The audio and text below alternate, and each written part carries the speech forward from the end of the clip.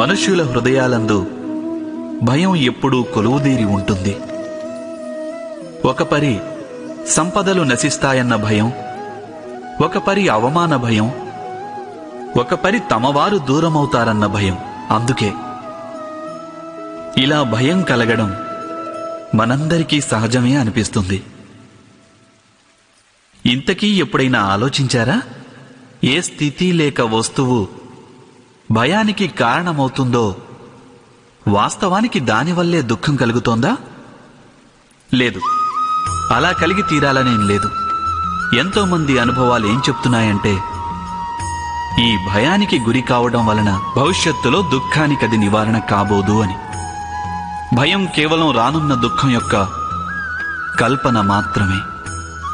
వాస్తవికతతో దీనికి ఎట్టి సంబంధమూ లేదు. భయం అంటే ఏదో కాదు, అది కేవలం వట్టి కల్పనేనని తెలుసుకొని దాని నుంచి విముక్తులై నిర్భయులవడం అన్నది ఏమంత కఠినమా? దీని గురించి తప్పక ఆలోచించండి.